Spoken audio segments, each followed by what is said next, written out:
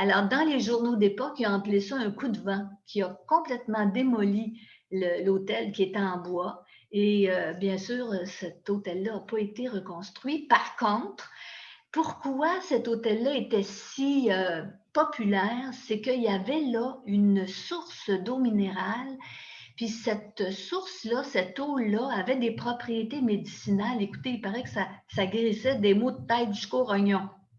Alors, c'était fréquenté par le gratin de la province de Québec. On y voyait des ministres, des évêques, et les gens fortunés aussi fréquentaient l'hôtel de la Saline. Et j'ai donc choisi, si vous voulez, ce cadre-là de Saint-Léon pour faire revivre toute une époque, celle de la dernière décennie du 19e siècle, avec mon docteur Antoine Pelletier. Il faut que je vous dise un petit détail. Dans ma période d'enseignement, pendant 25 ans, j'ai enseigné la terminologie médicale. Donc, c'est quand j'ai fait mon bac en pédagogie, la biologie, c'était ma mineure, puis l'histoire, c'était ma majeure.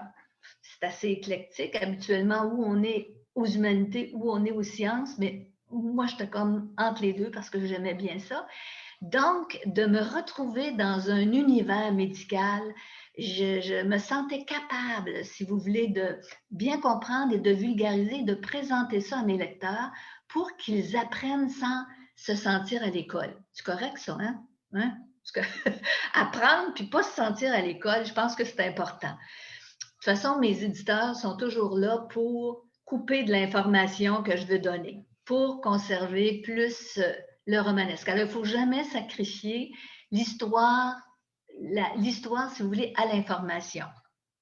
Donc, Hélène, avec cette saline-là, j'ai écrit 3 livres, une trilogie, et les 3 titres commencent par IMP. Le premier, c'est imposture. Le deuxième, c'est impasse. Et le troisième, c'est impératif. Là, vous voyez 4 éditions différentes. Ce n'est pas des réimpressions, c'est des rééditions qui ont eu lieu depuis ce temps-là, jusqu'à, vous voyez une petite liseuse en bas, jusqu'à la version numérique. Et si on change, Hélène, vous allez voir que les Français en ont fait un tome, ça s'est appelé La Saline l'intégrale. Et là-dedans, il y a les 3 tomes de La Saline que je vous ai décrit. Donc, pour La Saline, il y a quand même eu 5 éditions différentes depuis la publication du premier tome en 2012. Donc, les Belges, les Suisses et les Français peuvent aussi lire La Saline. Vous souvenez-vous du petit triangle que je vous ai montré là, dans l'univers de La Saline? Alors, si tu veux, Hélène, on va se rendre là à Saint-Léon-le-Grand. Là, je fais un petit aparté. Avant de me rendre dans le triangle de l'univers de La Saline, je veux vous dire que si on vous demande une entrevue, d'accord, de donner une entrevue pour partager vos souvenirs, partager vos connaissances, dites oui. Vous ne pouvez pas savoir comment les personnes que j'ai interrogées, c'est quelques centaines, d'accord, que j'ai interrogées pour connaître un milieu, pour connaître une époque, pour connaître un lieu et pour avoir les souvenirs, pour recueillir les souvenirs des gens, comment ça a pu m'aider pour bien fixer mes personnages dans le temps pour que mon histoire soit vraisemblable. Alors, si on vous demande, accepteriez-vous de me raconter vos souvenirs? Dites oui, je vous en supplie.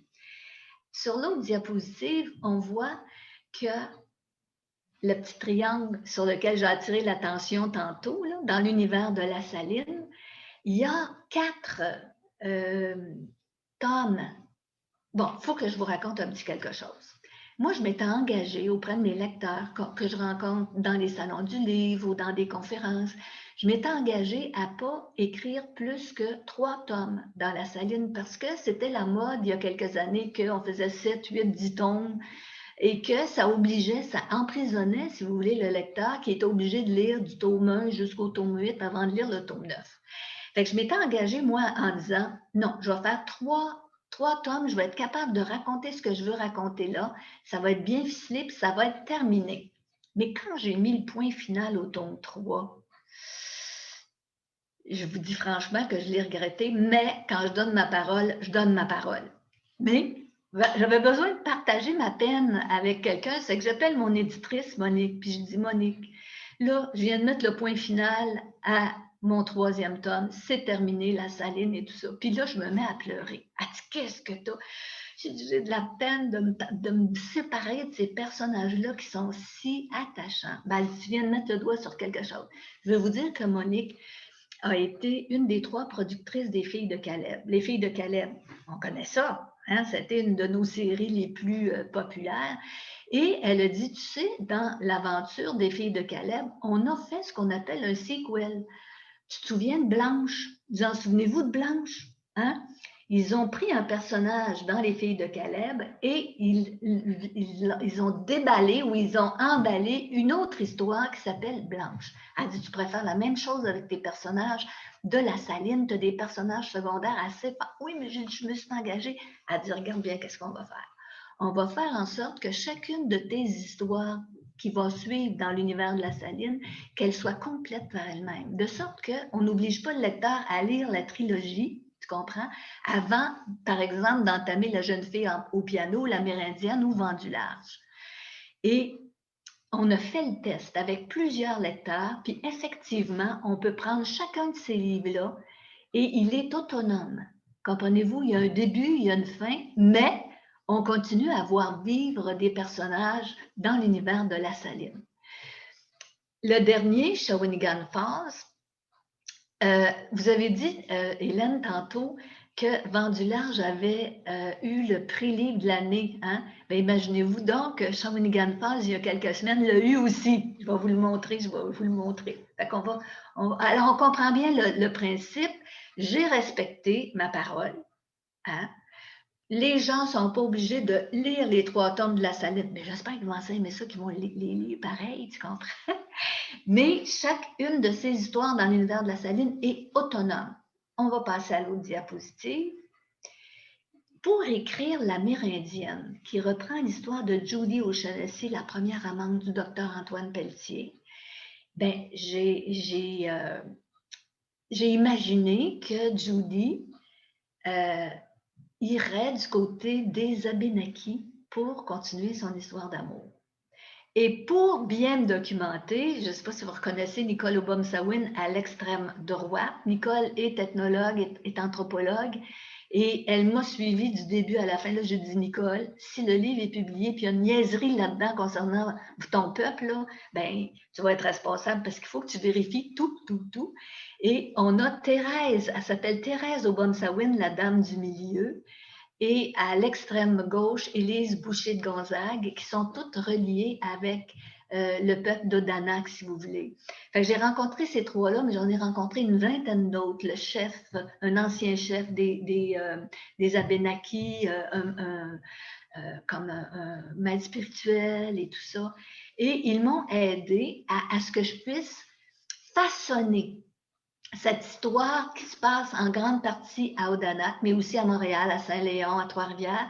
Mais ces gens-là m'ont vraiment aidé à ce que mon histoire soit plus que vraisemblable, est quasiment vraie. Comprenez-vous? Je vous le répète, si on vous demande de partager vos souvenirs, dites oui. Vous allez enrichir notre société. OK, là. Donc, dans l'univers de la Saline, Shawinigan Falls, qui a été publié le 9 septembre 2020, c'est là vraiment que les boucles ont été bouclées. OK? Mais avant d'écrire un livre, on passe à l'autre diapositive, Hélène. Je dois toujours déterminer qui sera le personnage principal, à quelle époque je vais la monter, cette histoire-là, parce que c'est des romans historiques, un lieu principal. C'est sûr que ça se passe à plusieurs endroits, mais il y a toujours un lieu principal. Mais, et ce qui est très important, avant d'écrire, je dis pourquoi j'écris cette histoire-là. Je ne veux pas écrire pour écrire, comprenez-vous? Je dois avoir un but. On va aller voir le pourquoi écrire. Voyez-vous, c'est écrit, c'est mes notes. que j'ai photographié. Et c'est pourquoi écrire la légataire? C'est que le titre de travail de Shawinigan Falls était la légataire. La légataire étant la fille du docteur Antoine Pelletier, qu'on a vu naître, si vous voulez, à la fin du tome 2 de La Saline. Je voulais qu'on la retrouve et qu'on termine, qu'on boucle les boucles avec elle. Je voulais démontrer, Loulou, là, Marie-Louise qu'elle s'appelle, son surnom c'est Loulou, c'est une fille qui est volontaire, elle est intelligente, elle est instruite pour son âge, elle a pour son époque, c'est-à-dire elle a une 11e année. Et je voulais montrer comment une fille, une femme de cette envergure pouvait quand même se retrouver dans un milieu où choisir un conjoint qui devient violent. OK? Je voulais explorer ma zone d'ombre. Vous savez, on a toute une zone d'ombre à travers nous. Moi, mes personnages, là, si vous regardez ça, c'est quasiment tout du bon monde. OK? Et je voulais, dans cette histoire-là, vraiment exploiter un personnage méchant. Et jusqu'à ce que je commence à rédiger, je ne savais pas trop comment, je voulais que ce soit Charles qui soit méchant, mais je ne savais pas trop comment mener, si vous voulez, cette intrigue-là pour démontrer qu'il est méchant. Mais au fur et à mesure que vous allez comprendre dans les autres diapositives qu'est-ce qui m'a amené à traiter de ce sujet-là, je voulais aussi faire revivre Shawinigan 10 ans après en fait 9 ans après sa fondation. Shawinigan, c'est une ville extraordinaire. Je ne veux pas dire pour les habitants de Trois-Rivières, pour les habitants du Cap, pour les habitants de Latuc ou d'ailleurs. Je ne veux pas dire que votre histoire de ville n'est pas ordinaire, n'est pas extraordinaire, mais celle de Shawinigan est vraiment particulière parce qu'elle a démarré sur des chapeaux de roue. OK? On est en 1910, là, moi, quand j'arrive dans cette histoire-là, et j'essaie, à travers l'intrigue, je vous ai dit qu'il ne fallait jamais sacrifier l'information, il ne fallait jamais sacrifier l'histoire à l'information, mais j'ai essayé de tricoter le développement de la ville de Shawinigan extraordinaire à travers l'histoire de Marie-Louise. On va changer de diapositive. Tu sais, quand on dit une image vaut 1000 mots, là, ben, moi, à un moment donné, je dis, elle a l'air de quoi, Louise? Comprends-tu? Elle a l'air de quoi, Marie-Louise? Et j'ai fait des recherches sur Internet, puis oups, j'ai trouvé la photo que vous voyez à gauche. Vous voyez qu'elle n'est pas libre de droit à iStock, c'est parce que je ne voulais pas la publier. Je voulais juste m'inspirer des traits de cette fille-là. Tu vois-tu ça, comment elle peut être décidée, juste avec l'expression de son visage. Fait que je me suis dit, tiens, ma loulou, c'est de ça qu'elle va avoir l'air. C'est comme ça que je l'ai décrit. Mais Marie-Louise a une grande amie qui s'appelle Angélique. Puis Angélique, elle s'est mariée à 17 ans avec Dieudonné. Quand j'ai trouvé cette image-là, je dis tiens, ça va être mon Angélique et mon Dieudonné. Fait que voyez-vous, je vous donne les petits trucs qui m'aident à personnifier ou à rendre vrai mes personnages. On continue. Bon, l'époque, ça, c'est moi.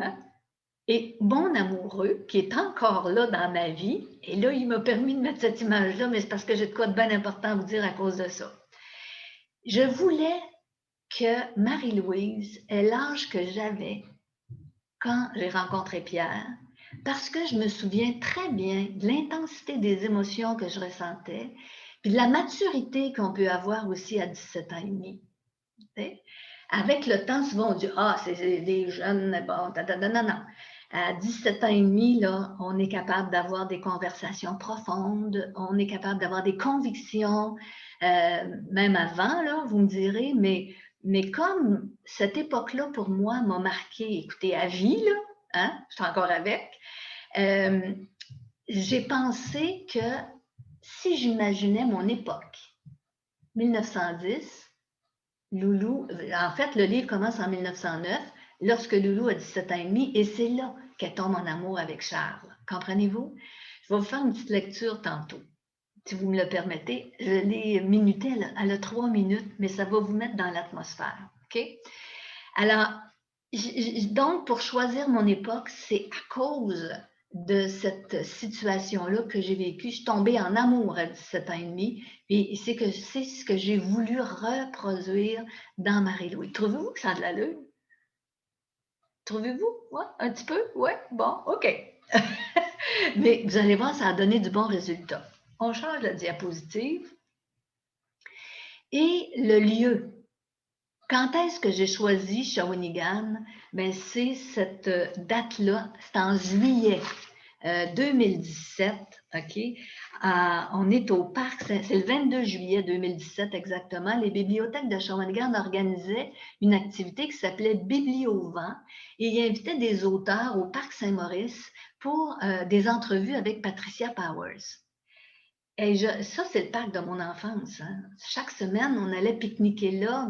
Mes amis, ma sœur amie et tout ça, on amenait nos sandwichs. C'était la seule fois dans la semaine où on pouvait boire du Nesbit, comprenez-vous, puis avoir des petits chips. Je m'en souviens.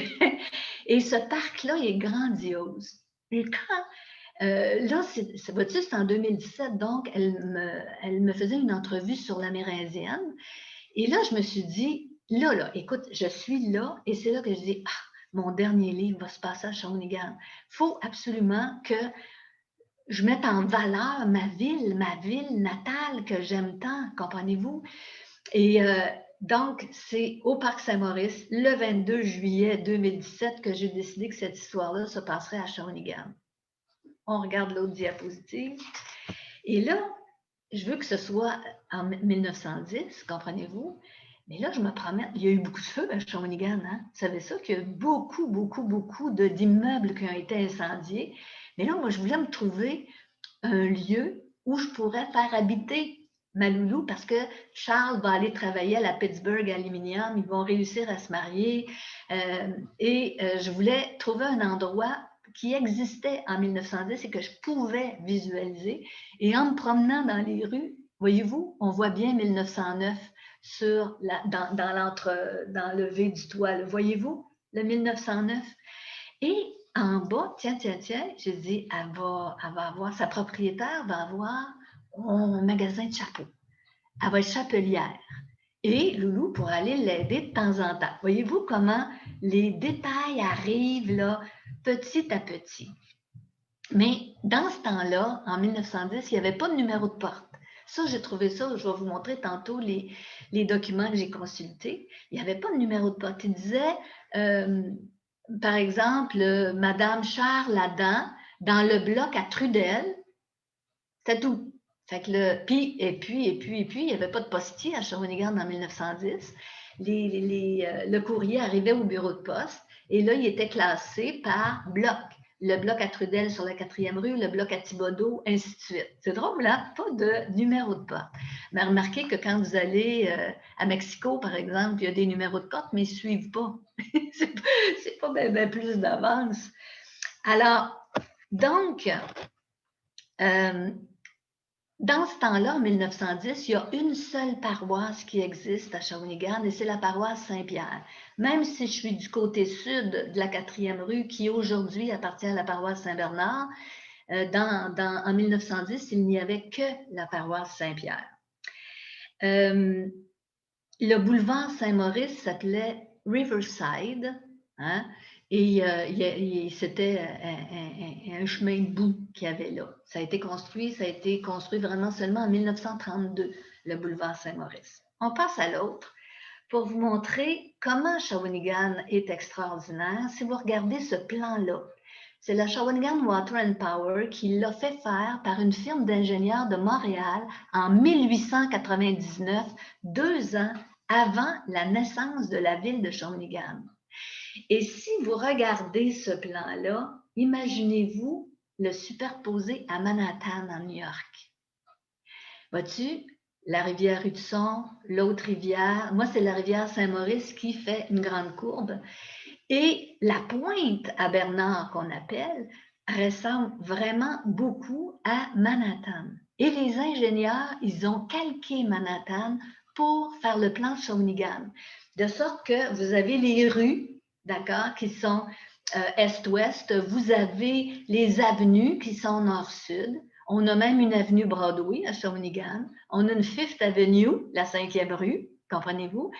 Et c'est sûr que ce plan-là n'a pas pu être, comment je dirais bien ça, appliqué à la lettre parce qu'il ne tenait pas compte de la morphologie du terrain et des usines qui sont allées s'installer un peu en haut à droite de la photo. Mais on a quand même notre rue Broadway, notre Fifth Avenue, les rues et les avenues comme dans Manhattan. Moi, là, quand j'ai vu ça, je trouve ça extraordinaire. Hein? C'est vraiment extraordinaire. Puis écoutez, regardez, il y a même paper. Là, moi vous ne voyez pas mon doigt. je vais vous montrer. Dans la partie gauche, dans le premier tiers supérieur, on voit paper.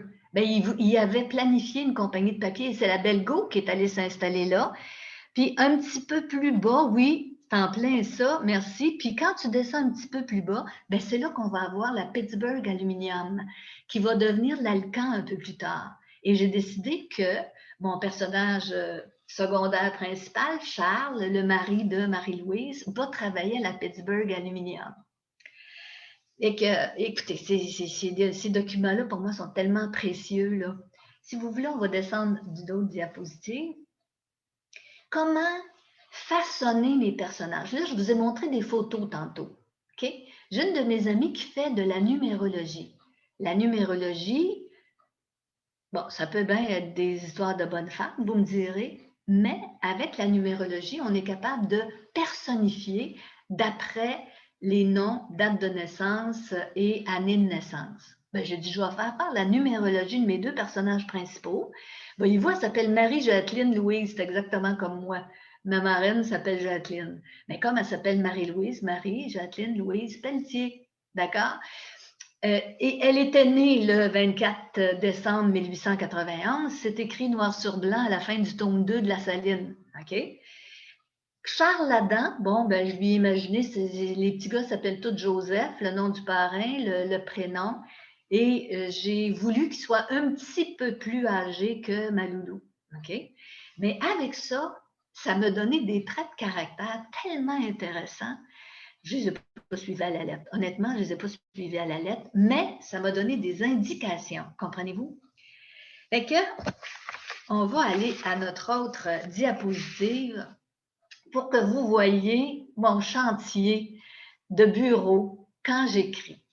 Les livres que vous voyez là ont presque tous été empruntés à la Société d'histoire et de généalogie de Shawinigan.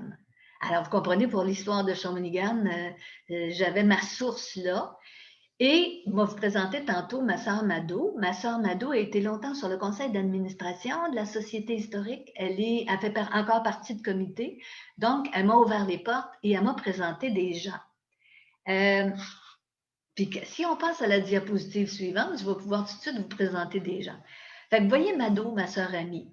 Puis je pense que je vais vous parler de ça. Voyez-vous la table qu'elle a devant elle? C'est qu'elle offre mes œuvres. Ou, en tout cas, elle les montre. Comprenez-vous? Et j'ai pensé, comme on n'est pas ensemble présentement, j'ai pensé que vendredi qui s'en vient, je pourrais faire une séance de signature. Je vais tout vous donner les détails tantôt, c'est tout bien écrit et tout ça. Vendredi, au Moulin Lafayette, au Cap de la Madeleine, c'est juste à côté du pont, donc c'est facilement accessible. Puis Mado a justement accepté de m'accompagner. Vous n'êtes pas obligé d'acheter des livres, mais vous pouvez en acheter et vous pouvez apporter des livres que vous avez déjà de moi, puis je pourrais vous les autographier.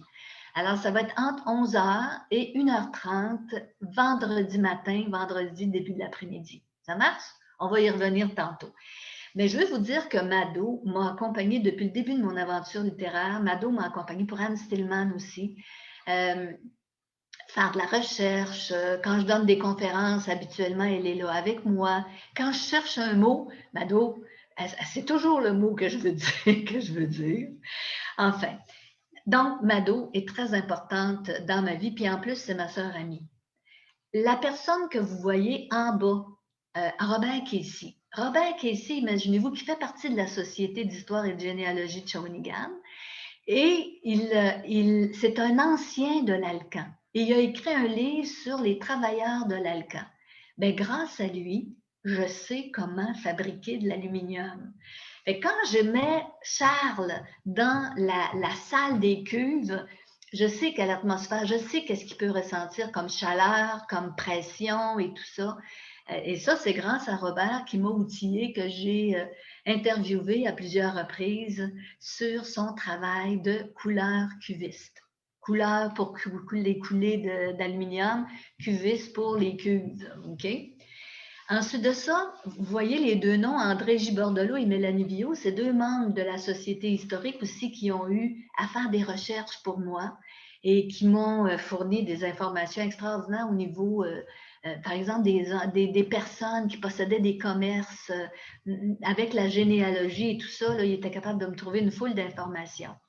Yvon Leclerc, que vous voyez en haut à droite, ça, c'est un érudit autodidacte qui a amassé de l'information, c'est incroyable, sur toutes sortes de sujets, mais aussi sur l'histoire de Shawinigan. Donc, il m'a, je pense que tout de suite à la diapositive suivante, oui, vous voyez, imaginez, j'avais les procès-verbaux des rencontres du conseil municipal. Monsieur le maire est parti, mais Colin, j'aurais aimé ça qu'il voit ça.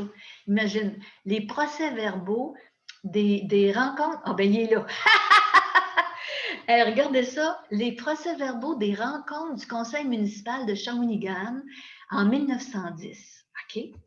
Donc, moi, là, écoute, avec ça, j'ai su, par exemple, que toutes les voies publiques jusqu'en 1910 appartenaient à la Shawinigan Water and Power. Donc, c'est cette compagnie-là qui devait entretenir les chemins.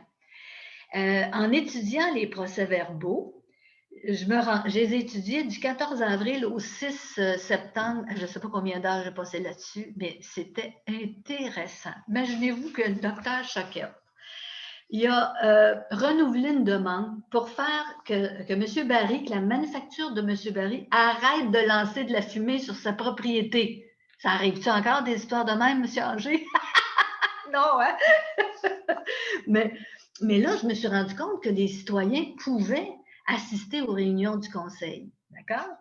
Et le 8 août 1910, le maire est chargé de donner un avis public pour convoquer, c'était des électeurs propriétaires, à voter lors d'une assemblée publique, j'ai la date, le 25 août 1910, 10h AM, ben, la propriétaire de Loulou, elle va y aller. Puis elle va raconter qu'est-ce qui s'est passé à la rencontre, elle va lui raconter à Loulou. Imaginez-vous donc qu'il fallait qu'il fasse approuver un emprunt de 15 000 pour la construction d'un pont de fer sur la rivière Saint-Maurice. Parce qu'au moment de mon histoire, il n'y a pas de pont qui traverse. En fait, c'est même pas Shawinigan Sud, c'est Mont-Carmel. C'est Mont-Carmel que ça s'appelle, là, le Almaville, comprenez-vous? C'est un bac, et croyez-le ou non, le bac s'appelle le Marie-Louise. Le Marie-Louise et c'est quoi donc? Comment il s'appelle le capitaine? Comment s'appelle la promenade du capitaine? La promenade du capitaine à Shawinigan-Sud, là? La promenade. En tout cas, un jour, dans le livre, en tout cas, on le rencontre, ce capitaine-là, qui mène le traversier, si vous voulez, du bout de la rue Tamarac à Almaville, finalement, pour traverser les travailleurs. Donc, voyez-vous comment des documents comme ceux-là peuvent donner de l'information qui alimente les conversations aussi. Parce que quand vous faites un roman historique, il faut bien que les gens échangent entre eux. Mais il y a une autre source d'information aussi qui est absolument extraordinaire, Hélène. Allez, je viens de l'avoir sur le bout de la langue. La promenade du capitaine. Je crois que c'est Veilleux. Veilleux, oui, c'est ça. Merci, je vais t'appeler Madeleine, Hélène. Parce que d'habitude, c'est ma sœur Madeleine qui joue ce rôle-là, tu comprends? Donc, la promenade du capitaine. J'ai pas de mérite, c'est Cathy qui me l'a soufflé. T'es honnête, vrai? Oui, c'est bon. Mais je voyais, M. Anger, qu'avec vos lèvres, vous mimiez Veilleux. Une autre source d'information extraordinaire, ce sont les journaux d'époque. Vous savez que le Devoir a vu le jour en janvier 1910 et que déjà, le père de Loulou était très un admirateur très fondé, si vous voulez, de Henri Bourassa, qui a fondé le journal Le Devoir avec comment on dit ça, sa marotte, fait ce que doit. Et dans ces journaux-là, ben, je découvre des faits divers, mais je découvre aussi des événements importants, mais aussi de la publicité. La publicité me dit qu'est-ce que les gens mettaient en vente, combien ça coûtait. Tu sais, c'est cute de voir ça. Mais pour le devoir, là, le pire, ce que je vais vous raconter là, ça a été rapporté il y a quelques mois. On a réactivé cette nouvelle-là dans le devoir, mais moi, je l'avais intégrée dans Shawinigan Falls. Imaginez donc que dans le devoir du 22 et du 25 juillet, on prépare le congrès eucharistique à Montréal, le congrès de 1910. OK? Puis un congrès eucharistique, c'est un événement mondial qui attire des religieux et des gens de tous les pays. Et les francs-maçons ont voulu, en fait, ils ont comploté pour aller accueillir un groupe de prêtres européens et leur faire croire qu'ils les amenaient dans une pension alors qu'ils les amenaient dans un bordel. Et là, il y avait plein de photographes qui auraient été là pour photographier, si vous voulez, comment les religieux en profitaient à l'étranger. Imaginez. Fait que ça, c'était tellement bien décrit, mais il y a eu, c'est un complot, donc le complot a été éventré. On voit comment les gens s'y prennent pour espionner et tout ça. Et on voit aussi l'influence qu'a les francs-maçons. À la ville de Montréal, là, le trésorier, M. Octoire, M. Pierre, le trésorier de la ville, c'est un franc-maçon. Celui qui est responsable de la santé publique, c'est un franc-maçon. Mais là, ça a tout sorti avec cet événement-là du complot par rapport au congrès eucharistique. Fait que des fois, là, ben, je lis les journaux comme si c'était des romans. Pas mal, hein? Fait qu'on trouve, c'est sûr qu'il faut fouiller peut-être 100 pages avant de trouver un entrefilet qui peut être intégré, parce que comme je vous ai dit, il n'est pas question que l'information vienne éteindre la trame romanesque. En tout cas, ça, cette histoire de franc-maçon-là, j'ai voulu que, en fait, le père de Loulou, avec son ami qui est très nationaliste, je voulais qu'il en parle. À l'autre diapositive, dans mon implication sociale pendant 20 ans, j'ai été sur le conseil d'administration de la Maison Lefort. Chaque année, il y avait l'Assemblée générale et à l'Assemblée générale, on invitait des participantes à témoigner. Et depuis le début, que j'ai pris conscience qu'on avait tellement de préjugés par rapport aux femmes qui sont violentées. Tu sais, c'est des nounounes de rester encore avec ces gens-là, puis comment est-ce qu'ils s'en sortent pas, puis pourquoi ils retombent toujours. Et on a comme façonné un portrait robot d'une femme faible, soumise, ainsi de suite. Alors que moi, ce dont j'ai été témoin, j'ai vu des femmes fortes, des femmes instruites, des femmes, des universitaires, d'accord? Mais se retrouver dans une situation de violence conjugale, c'est presque incroyable. Mais j'ai voulu, moi, que mon personnage de Loulou soit comme ça, que ce soit une femme forte, mais qu'on voit l'engrenage, qu'on voit la manipulation, qu'on voit comment là, c'est une femme par rapport à un homme, mais j'aurais pu faire aussi des femmes qui entourloupettent des hommes et qui peuvent être violentes aussi. Mais la proportion, c'est 20-80. D'accord? Fait qu'il faut pas, comment je dirais bien ça, donc? Faut pas ostraciser les hommes. Il y a du bon monde. 80%, même 90% de nos hommes, c'est du bon monde. Bon, mais il ne faut pas se fermer les yeux. Il y a un 10% qui peuvent causer beaucoup de tort. Mais mon Charles, là, c'est au fur et à mesure de mon écriture, je me demandais comment il pourrait être méchant avec Loulou. Bien, c'est cette manipulation-là et qui va se transformer en violence. C'est comme ça que je l'ai actualisé, si vous voulez. Mais j'ai eu la chance d'avoir ces témoignages-là que j'avais recueillis, mais toujours dans l'anonymat, Voyez-vous, c'est marqué si j'avais su, là, à gauche, c'est un document qui a été monté par les intervenantes du phare et qui explique étape par étape le cycle de la violence. Ça finit par des fleurs, on offre des fleurs, on offre des fleurs, puis finalement, c'est des fleurs sur la tombe de la personne qui finissent comme ça. Si j'avais su que tel comportement, tel comportement, tel comportement, c'est là que ça mène, ben peut-être que j'aurais pu. Mais au phare, en tout cas, on a je vous dirais, des ateliers pour dévictimiser les gens, pour qu'ils puissent se prendre en main, pour que les femmes puissent se prendre en main. Puis c'est pas croyable les témoignages qu'on a eus de ces femmes-là. Et quand j'ai siégé au conseil d'administration de la Maison Lefebvre, la directrice générale, de la plupart de mes années, Joanne Lemay, a accepté de m'aider pour que le ton soit juste, d'accord? Pour pas que ce soit non plus... c'est pas une histoire... Shawinigan Falls, c'est pas une histoire sur la violence conjugale, mais il y a, voyez-vous la différence? Il y a de la violence conjugale, mais il y a beaucoup d'autres choses aussi.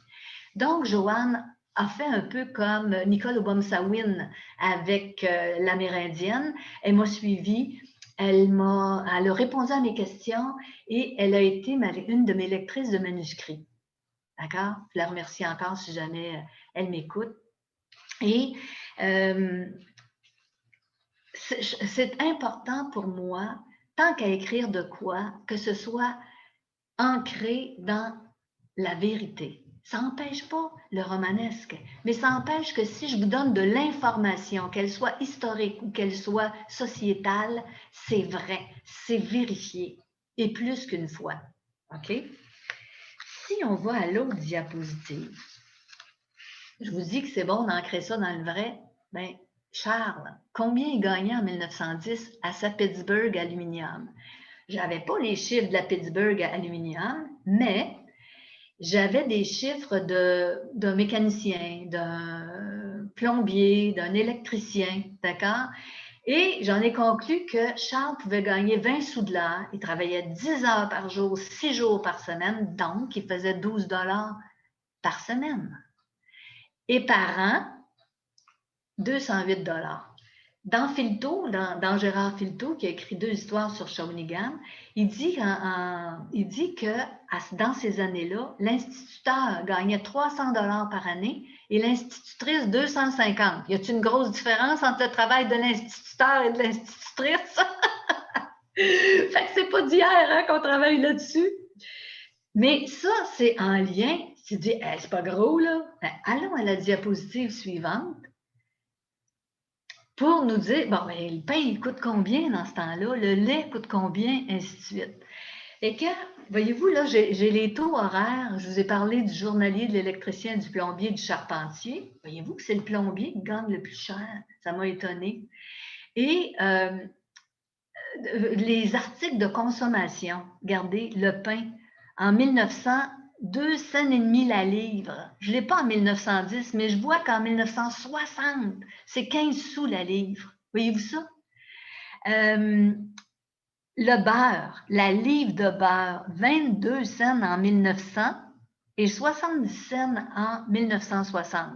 Donc, on voit qu'il y a un ratio de 5-6 par rapport à 60 ans. Donc, moi, je suis très près en 1900, 1910, je suis très près de 1900, comprenez-vous? Les œufs, la douzaine, 20 sous la douzaine, 3 fois plus cher en 1960. Donc, c'est peut-être quelques sous de plus en 1910. Fait que voyez-vous, ma loulou, il faut qu'elle vive, il faut qu'elle aille au marché, il faut qu'elle aille à l'épicerie, comprenez-vous?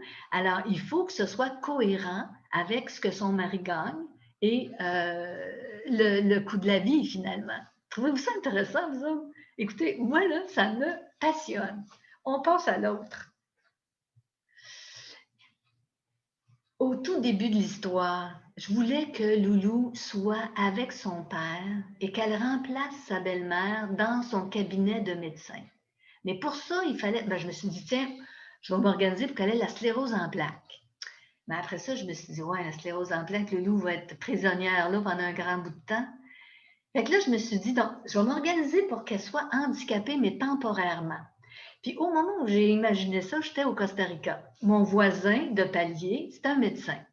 Fait que je suis allée trouver Ronald, j'ai dit, Ronald, là, je lui raconte qu'est-ce que je viens de vous raconter.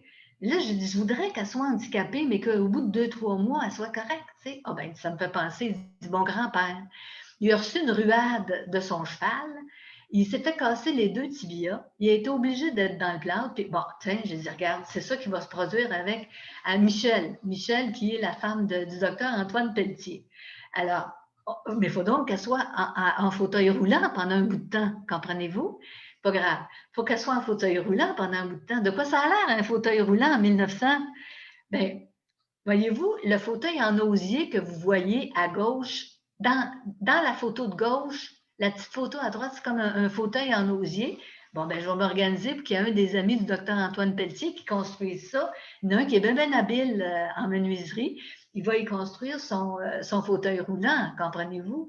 Fait que c'est toutes sortes de détours, si vous voulez, qu'il faut prendre pour que mon histoire ait de l'allure. Je veux éloigner Michel, je veux l'éloigner temporairement. Il faut qu'elle soit assez handicapée pour ne pas être capable d'aller aider son mari. Fait que c'est comme ça que ça s'est arrangé, imaginez-vous donc. Sur l'autre diapositive, je ne sais pas si vous avez remarqué, je voulais vous le faire remarquer, sur la page couverture de Shawinigan Falls, c'est Loulou, naturellement, qui est personnifié devant les chutes de Shawinigan, puis elle a un chapeau. Bien, ce chapeau-là a été dessiné par l'artiste, si vous voulez, de libre expression, parce que quand vient le temps de faire la page couverture, on me dit, comment tu vois ça, la page couverture? Écoute, ça se passe à Shawinigan Falls, il faut absolument qu'on voit les chutes. As-tu des photos? Oui, j'avais plein de photos. Je leur ai envoyé des photos des chutes. Pour Loulou, les costumes, bon, ben, je dis, ils ont dit, des costumes, inquiète pas, on a toute une banque. Mais le chapeau, j'ai dit, je veux qu'il soit conforme au chapeau que j'ai trouvé dans le catalogue Beaton. Puis, vous vous souvenez de Yvon Leclerc que je vous ai montré tantôt, que je vous ai dit que c'était un autodidacte, là, puis qu'il m'avait fourni, bien, il m'a même fourni le catalogue numérisé de 1909-1910 de Eaton, automne et hiver. Fait que puis dans ce que vous voyez, le prix, là, vous voyez le prix? Bien, ça me donnait des prix aussi pour ma chapelière en bas, là, qui fabrique des chapeaux, comprenez-vous? Et en plus, ils donnent les tissus. Ils décrivent les tissus avec lesquels c'est fait. En tout cas, je me suis amusée. On passe à l'autre diapositive. C'est ça. Là, ce qui m'a frappé, c'est la photo au milieu, à droite, les styles Napoléon. Hey! Puis c'est des femmes, là. Sur l'autre diapositive, ça va être sur l'autre diapositive, oui, les corsets. Vous souvenez-vous comment c'était serré, les baleines et tout ça, là? Et misère, les gars, je te dis, vous en êtes sauvés, vous autres. C'était pas drôle. Puis écoute, pour attacher ça, souvent en arrière, il était obligé d'être 2, 3. Je ne sais pas si vous vous souvenez dans Titanic, il y avait quelqu'un qui mettait son pied pour être capable de lasser bien comme il faut. Fait que, on passe à l'autre diapositive pour vous montrer aussi que les chapeaux pour hommes, puis là, ça me donnait les prix. Ah oui, parce que Madame Trudel fabrique des chapeaux pour femmes, mais il reste un petit stock de chapeaux pour hommes. Son mari est décédé, mais du temps, son mari, elle vendait aussi des chapeaux pour hommes. Fait qu'il fallait que j'ai des exemples de chapeaux. Puis celui que vous voyez là, avec le beau chapeau melon, c'est M. Melville. Vous connaissez, j'imagine, l'île Melville sur laquelle s'appuient les ponts entre Shawinigan et Shawinigan Sud. Ben, c'est ce Melville-là qui était un des administrateurs de la Shawinigan Water and Power. C'est lui qui porte ce beau melon-là. Dans Shawinigan Falls, vous allez voir par certains flashbacks comment la Shawinigan Water and Power a été importante dans le développement de la ville. OK? On passe à l'autre diapositive. Et là, c'est cette diapositive-là. Attendez un petit peu. On a presque terminé. Est-ce qu'on va avoir le temps de faire une petite lecture, Hélène? C'est 3 minutes? Oui? OK. Fait que je veux vous montrer aussi comment la publicité peut donner des idées concernant des objets, concernant des prix, puis concernant, voyez-vous l'annonce qu'on a à gauche qui vient du bien public, OK, du 16 août 1910, page 6, colonne 5. Je voulais dire que c'était bien important pour moi de codifier mon information. Bien, je vois qu'ils appellent pas ça des appareils électriques, ils appellent ça des électroliers. Donc, des lampes incandescentes, des fournitures pour installer, des fers à repasser, des fers à friser, des ustensiles de cuisine à l'électricité. Tout ça existait. Mais il fallait avoir de l'électricité et à Shawinigan, il y en avait. Shawinigan a été surnommée la ville lumière de l'Amérique. On avait la ville lumière avec Paris. Bon, ben la ville lumière de l'Amérique, c'était Shawinigan Falls. Et ça s'est appelé Shawinigan Falls jusqu'en 1958. Et là, c'est la Société Saint-Jean-Baptiste qui est embarquée puis qui a fait une demande pour qu'on laisse tomber le Falls et que le nom de la ville se retrouve avec Shawinigan seulement. Ça a été changé officiellement en 1958. Donc, j'arrive ensuite à mon Shawinigan Falls final sur l'autre diapositive pour vous montrer qu'il y a quelques semaines, il a gagné le livre de l'année lui aussi. Et c'était la 3e fois qu'un des tomes de la Saline gagnait le prix livre de l'année, 3 sur 7. Mais il y a eu le prix Adagio. En tout cas, je vais vous inviter à la dernière diapositive, allez voir mon site Internet. Et juste pour le fun, allez jeter un petit coup d'œil sur les récompenses. C'est pas obligatoire d'avoir des récompenses, mais mon Dieu que ça fait du bien. Hein? Et que ensuite, je vous ferai une petite lecture. OK? Une petite lecture. Vous avez juste à relaxer. Ça va? C'est pas long, c'est 3 minutes et ça va vous donner le ton du début du livre. Le cabinet du docteur Antoine Pelletier ne désemplissait pas. Âgée de 17 ans, sa fille Marie-Louise, surnommée Loulou, l'assistait au mieux, même si, en ce jour de la Saint-Jean-Baptiste, on est à Saint-Léon-le-Grand, jeudi le 24 juin 1909. Donc, en ce jour de la Saint-Jean-Baptiste, elle avait espéré un bref répit. Jusqu'au dernier moment, elle avait rêvé d'assister au défilé traditionnel à Trois-Rivières. Sa déception fut grande quand elle apprit que cette année encore, les habitants de cette ville, dévastés par une conflagration voilà un peu plus d'1 an, poursuivaient leurs efforts de reconstruction plutôt que d'organiser des festivités d'envergure. Une ombre se profila à la fenêtre. Le cœur de Loulou s'emballa. Elle devina la présence de Charles Adam plus qu'elle ne le vit. Si la chance lui souriait, elle avait au moins 15 minutes devant elle parce qu'il y a un patient qui vient de rentrer dans le bureau de son père. Mais elle serait prudente. Nul besoin de défier son père. Antoine s'opposait farouchement à son désir de fréquenter Charles, le fils adoptif d'Eusèbe Adam, discret propriétaire d'un alambic, fonctionnel en dépit des nombreuses tentatives des autorités municipales pour que cessent ses activités illicites. Aussitôt sortie, Loulou s'empressa d'éloigner Charles de la maison. Elle tressaillit quand il posa la main sur son épaule. « Tu es encore plus belle avec cet air apeuré. »« Arrête, Charles. Que fais-tu ici à cette heure? Tu n'es pas au travail? » Lorsque l'usine d'embouteillage d'eau minérale de Saint-Léon avait ouvert 2 ans auparavant, Charles y avait été embauché à titre de manœuvre. « Mais je suis au travail. » « Ben là, je comprends pas. » Par un geste théâtral, le jeune homme lui indiqua une charrette remplie de caisses de bois garée non loin de la jonction du Grand Rang, du rang de l'île et de la rue principale. J'ai commencé à faire de la livraison. À matin. D'abord au magasin général de M. Fortin, après à Louisville.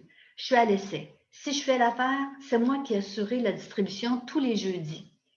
J'ai pensé venir saluer celle qui devrait accepter sans hésiter d'être ma blonde. Loulou, je veux qu'on apprenne à mieux se connaître. S'il te plaît, dis oui. Loulou scruta ce gaillard au physique imposant. Son aplomb la troublait, son regard l'hypnotisait. Âgé de 21 ans, Charles ne manquait pas une occasion de lui faire savoir qu'il aimerait la courtiser. « Je te dis pas non pour toujours, Charles, mais là, ce n'est pas possible. »« Je suis pas digne de la fille d'un médecin, paraît-il. »« Voyons, Charles, c'est pas difficile d'interpréter les pensées de ton père quand il me dévisage. Donnons-lui le temps d'apprivoiser la situation. Allez, va, je dois rentrer. » Ma patience a des limites, Marie-Louise, laissa-t-il tomber en tournant les talons. De telles remarques horripilaient Loulou. Immanquablement, elle se surprenait à penser « S'il devient mon cavalier, je vais lui montrer à mieux s'exprimer. S'il devient mon cavalier, je lui enseignerai la bienséance. S'il devient mon cavalier, Je lui enseignerai s'il devient mon cavalier. En plus, il venait de la désigner par son véritable prénom, comme son père quand il était contrarié. En fait, elle rêvait de Charles jour et nuit. Il l'obsédait. Et que c'est comme ça que ça commence, puis ça nous donne notre air d'aller, si vous voulez, pour mieux connaître qu'est-ce qui va arriver à Loulou. Là, cette diapositive-là, j'ai pensé en terminant, vous parlez d'un projet qui a été mis en veilleuse, qui est reparti, qui a été remis en veilleuse, mais là, qui est reparti doucement, doucement. Là, j'ai écrit Anne Stillman McCormick n'a pas dit son dernier mot.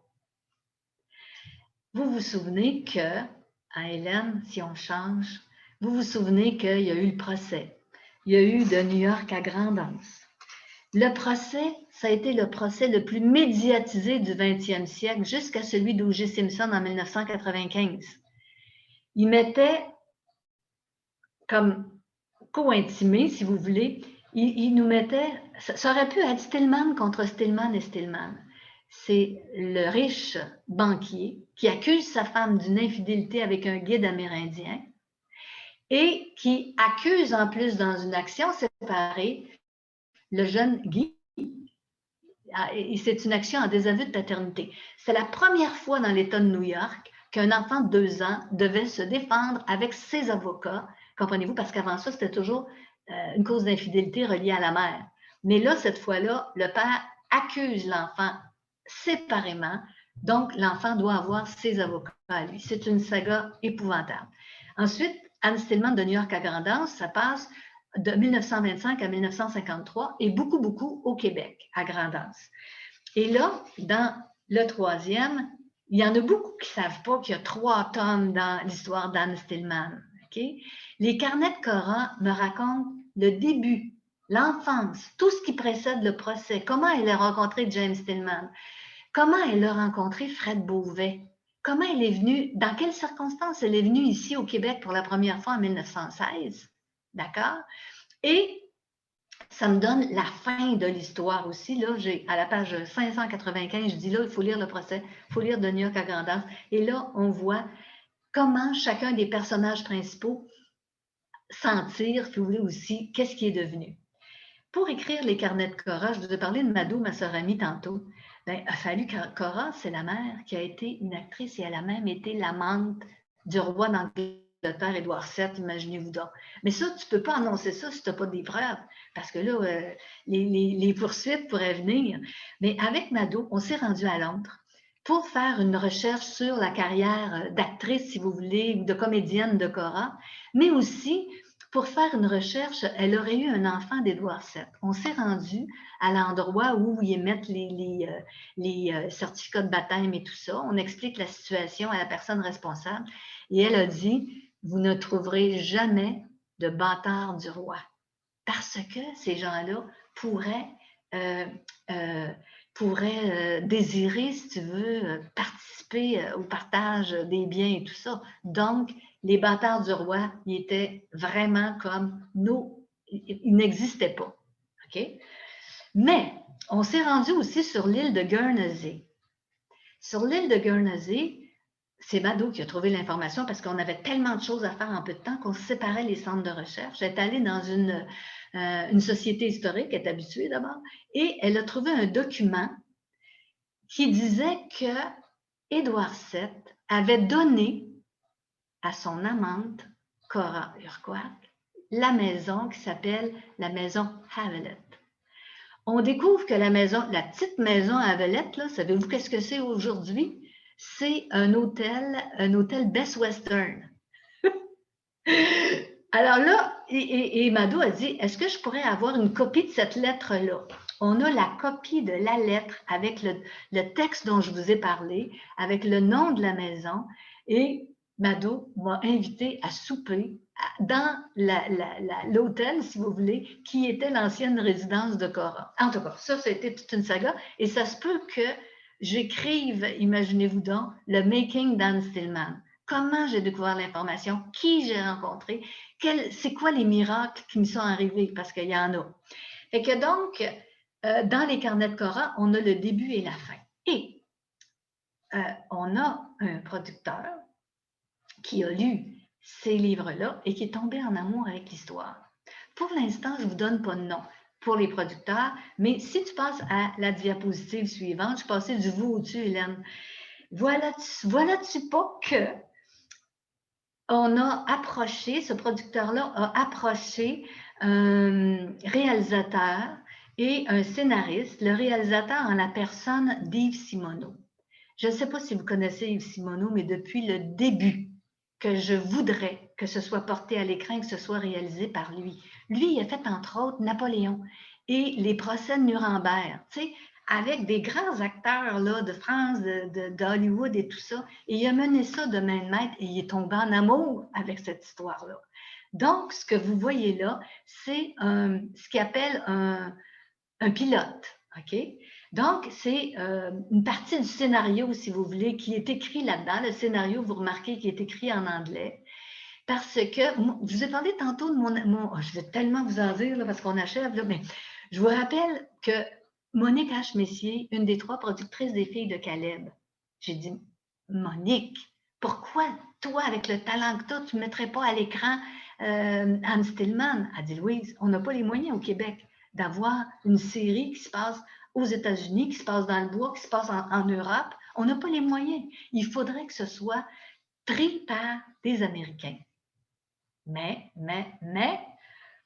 pour l'instant, le scénario est fait en anglais. On va passer à la... Hey, donc, je veux attirer votre attention. Regardez, à gauche, en noir et blanc, puis à droite, en couleur. Voyez-vous ça comme c'est beau? À gauche, c'est New York, puis à droite, c'est la rivière Saint-Maurice avec les épinettes et tout ça. Oh, c'est beau, hein? On passe à l'autre diapositive. Alors, là, c'est écrit noir. Là, c'est pas écrit noir sur blanc, c'est écrit blanc sur bleu. Un projet d'adaptation télé de cette grande saga historique est présentement en redémarrage parce qu'elle avait été mise sous boisseau à cause de la COVID. Les gens ne peuvent pas voyager, comprenez-vous? Puis il faut se déplacer, il faut que l'équipe puisse se déplacer. Alors, c'est une coproduction d'envergure internationale pilotée par le cinéaste-producteur Yves Simoneau et prévue pour une diffusion en 2022. Ça sera peut-être 2023 là, si ça ne débloque pas plus que ça les voyages. À l'autre diapositive, je vous présente Yves Simoneau et Jefferson Lewis que j'ai piloté en Haute-Mauricie au printemps 2019. Écoutez bien, des petits miracles, là, tu sais, là, regardez bien. Ils sont arrivés le 25 mai 2019. Ils sont arrivés chez moi, je leur ai montré mes archives, ils ont puisé des documents là-dedans. Et ils voulaient surtout du visuel, des photos, des articles de journaux où il y avait des photos et tout ça. Ensuite de ça, je les ai amenés à Grand'Anse. En fait, non, c'est pas vrai, je les ai amenés au Pile pour qu'ils puissent voir le royaume, si vous voulez, de Georges Crête. Et les propriétaires du domaine McCormick avaient à ce moment-là une maison à Grande-Pile. Fait qu'on est allé chez eux, on a pu admirer la rivière Saint-Maurice d'un balcon qui surplombait l'eau et tout ça. Et ensuite, on est allé à Grand'Anse. Et là, je savais que c'était l'anniversaire de Claudie, la femme propriétaire du domaine McCormick. Et imaginez-vous donc que Claudie est née le même jour, mais pas la même année, où elle est morte. OK? Elle a une trentaine d'années, Claudie, mais le jour où Yves Simoneau et Jefferson Lewis mettaient le pied à Grand'Anse, ça faisait 50 ans ce jour-là qu'Anne était décédée. Ça a-tu de l'allure? Mais j'ai comme réalisé ça seulement rendu là, comprends-tu? Et là, j'ai dit à Yves, j'ai dit, hey, t'avais-tu planifié ça, de venir pour le 50e anniversaire du décès d'Anne?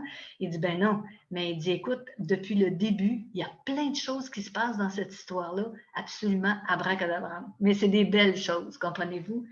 Donc, là, on est devant un petit camp. C'était le camp préféré d'Anne quand elle venait en Haute-Mauricie. Et je veux juste vous dire que il y a une chambre en arrière, il y a une poutre, et sur la poutre, il y a une flèche en bois qui est sculptée. Trouvez-vous ça bizarre? Trouvez-vous ça étrange? Hein? Donc, ces gens-là sont devant un des 30 camps qu'Anne Stillman possédait. Je dis Anne Stillman de McCormick, OK, Madame McCormick, c'est que Elle a été Stillman, quand elle a marié James Alexander Stillman, de 1901 à 1931. Elle a divorcé. C'est elle, finalement, qui a obtenu le divorce en 1931. OK. Le matin et l'après-midi, elle épousait Fowler McCormick. Fowler McCormick, qui était le petit-fils de John D. Rockefeller, l'homme le plus riche du monde. Faut-il être décidé? Hein? Mais il fallait qu'elle ait quelque chose, cette femme-là, pour attirer. Hein? Bon. Il paraît que son petit-fils me dit elle était un amplificateur d'ego. Tu te retrouves à côté de quelqu'un et tu fais en sorte que ce quelqu'un-là se sente plus grand et plus important quand tu es là. Mais c'est un amplificateur d'ego, vous savez, vous comprenez ce que je veux dire. Bon, pas besoin de vous expliquer ça. OK. Et c'est là que je vous amène à l'autre diapositive pour vous inviter à une séance de signature. Ça peut être des vieux livres aussi, ça va me faire plaisir. Ou juste placoter. On ne s'est pas vu en personne, là. Hein?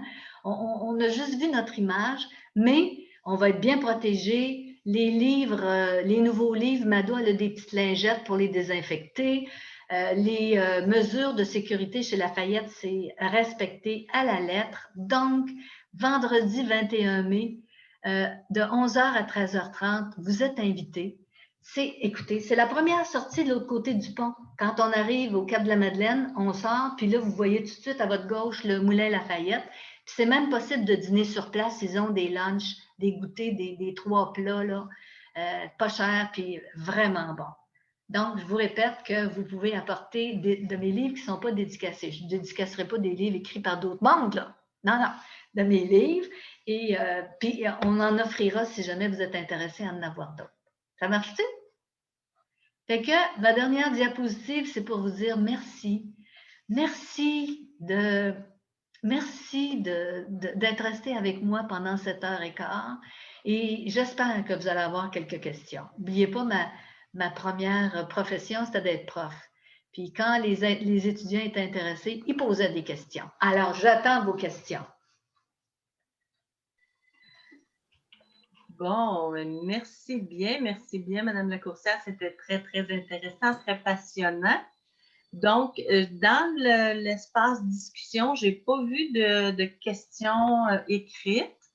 Par contre, s'il y a des gens qui veulent poser des questions, vous avez juste à lever votre petite main virtuelle ou lever votre main réelle et on va tenter d'attraper tout le monde et de débloquer votre micro pour que vous puissiez poser votre question.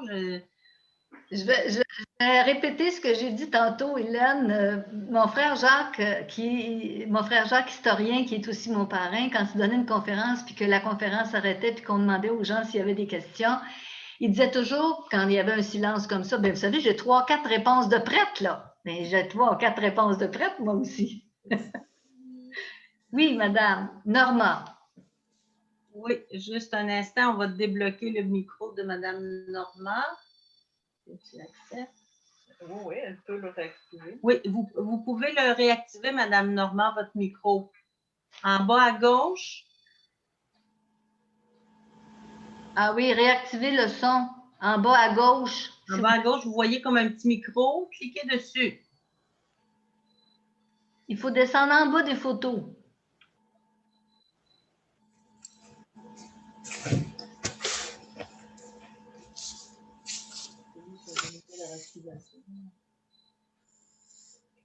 Ça ne marche pas. Êtes-vous sur une tablette, madame Norma, ou sur un ordinateur? Bon. OK. On va passer peut-être. Il y a quelqu'un d'autre qui avait débloqué. Madame Diane Lafrenière, est-ce que vous vouliez poser une question? Oui, moi, j'aurais un commentaire aussi parce que c'est la première fois que j'assiste à une conférence avec, je connais quand même madame, mais je trouve ça super intéressant, même si c'est virtuel. Par les temps qui courent, je trouve que c'est quand même une belle animation. Je suis très fière d'avoir participé, puis je vais me rendre à la signature. Merci, madame. Merci beaucoup. Merci beaucoup. Puis c'est actif, même si on est un petit peu inactive, là. Mais je trouve que c'est vraiment bien. je vais revenir dans les conférences. Merci, Diane. Merci beaucoup, beaucoup. Merci beaucoup, Madame la coursière. Merci. Bon, merci, Madame la première. Est-ce que, oui, Madame iPad de Nicole, vous pouvez y aller? Il faut aller cliquer sur votre petit micro. Parfait. Voilà. Alors, moi, c'est un commentaire aussi que je voudrais faire. Je voudrais dire merci beaucoup à Madame la coursière pour la conférence, mais aussi pour toutes les belles lectures qu'elle nous laisse. J'ai lu tous ses livres et puis même le dernier, puis c'est toujours un plaisir de vous lire. Merci beaucoup. Merci. Ah, il y a un petit commentaire que je voulais faire. Vous savez, la Saline, là, les 3 tomes puis les 4 dans l'univers de la Saline, là, savez-vous combien de pages ça fait au total? 2500 pages. Anne Stillman, 1500 pages. Mais il y a du plaisir aussi, là. Monsieur Anger, est-ce que vous aviez un commentaire ou une question?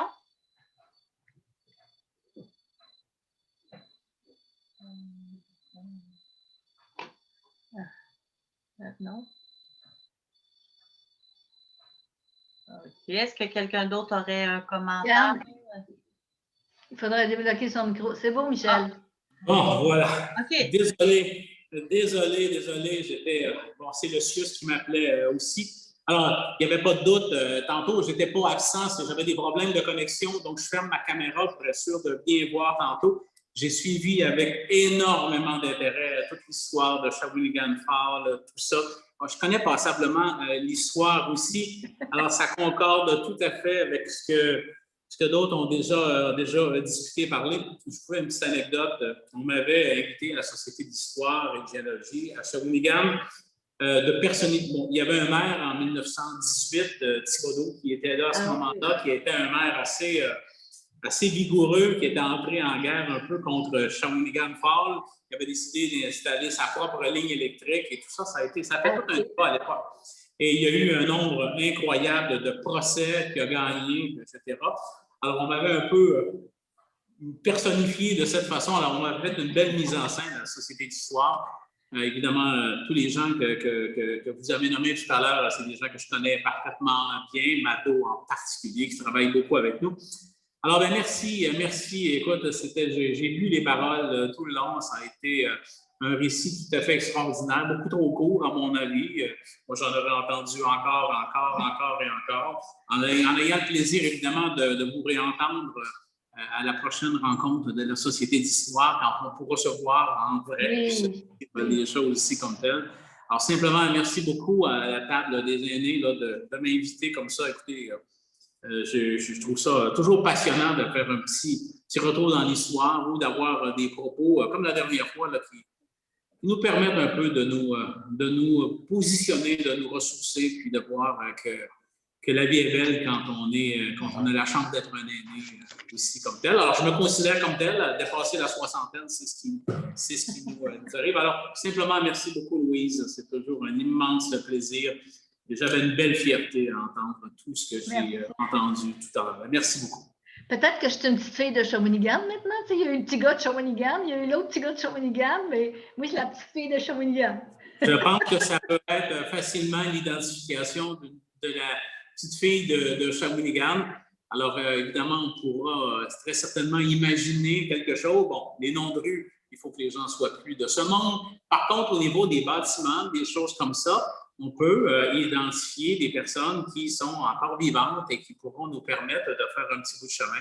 Évidemment, Louise fait partie des monuments de notre ville. Chose certaine, il y aura une pensée au niveau de la commission de toponymie pour éventuellement faire en sorte que Louise continue à briller pour toujours dans les murs de notre ville. Merci, Michel. Merci, M. Anger, pour vos commentaires. Oui, je vois Mme Sienna. Juste avant d'aller à vous, je vais lire un petit commentaire que j'ai reçu sur l'espace de discussion. Que s'il n'y a pas beaucoup de questions écrites, c'est parce que nous écoutions Mme la coursière attentivement et religieusement. Merci beaucoup, c'était très intéressant. C'est le commentaire de Mme Ruth. Alors, Mme Sienna, c'est à vous.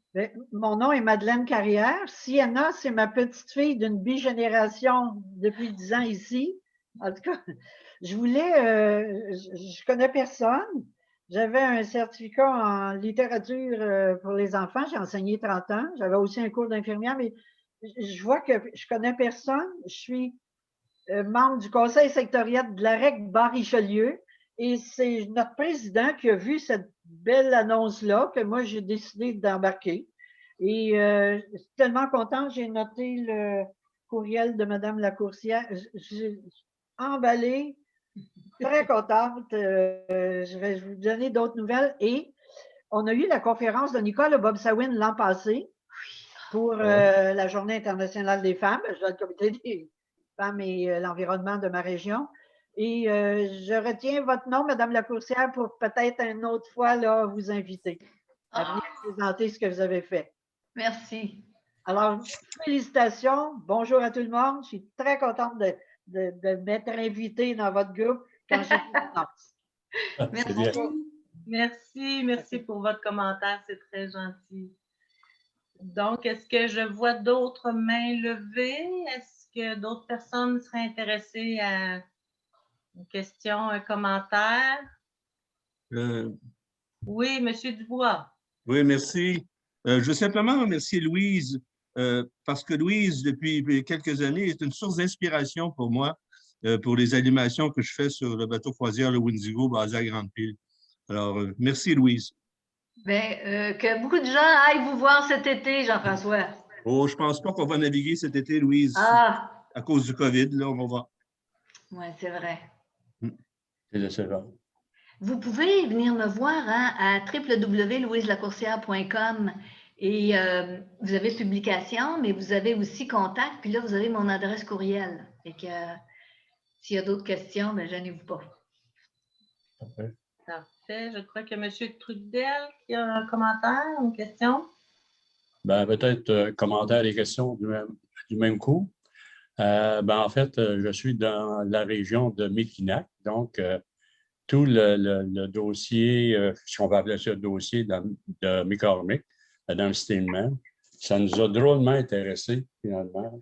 Puis on a déjà participé aussi à tenter de remettre en valeur l'équipement même là, que Mme McCormick possédait à Grand-Anse. En tout cas, à ce niveau-là, moi, je suis très, très heureux de vous avoir entendu sur toute l'histoire de Shawinigan en particulier, mais aussi de la région de la Mauricie, dans laquelle je participe régulièrement en tant que président de la table. Comme certains autres ont mentionné, c'est des remerciements sincères que vous faites pour votre présentation et des félicitations encore une fois là, pour tout ce que vous avez fait comme travail. En fait, ça nous a replongé dans toute l'histoire de la Mauricie en particulier, de Shawinigan. Puis pour nous autres, en tant qu'aînés, si on peut mentionner ça, je pense que c'est une page drôlement intéressante que la plupart ont vécu et connu. Je vous remercie encore une fois, mais peut-être qu'il y a d'autres questions qui peuvent être posées là aussi. Là. Merci, M. Claude. Est-ce que, Mme Berman, est-ce que vous aviez levé la main? Non? OK. Donc, je me promène d'un écran à l'autre. Est-ce qu'il y a d'autres questions, d'autres commentaires? Sinon, on pourra terminer la conférence. Bon, ben, M. Trudel a fait les remerciements. Alors, merci encore, Mme Lacourcière, pour cette belle conférence qui était vraiment très, très inspirante et très dynamique. Ça a été vraiment quelque chose d'enrichissant. Merci à vous aussi, à tout le monde. Merci d'avoir été là. J'aime ça. Oui, merci ça à fait tous plaisir. Merci. Bye. Alors, merci beaucoup. Je vous souhaite une bonne fin de journée à tous et merci. Vous devriez recevoir bientôt l'invitation pour la prochaine conférence. Effectivement.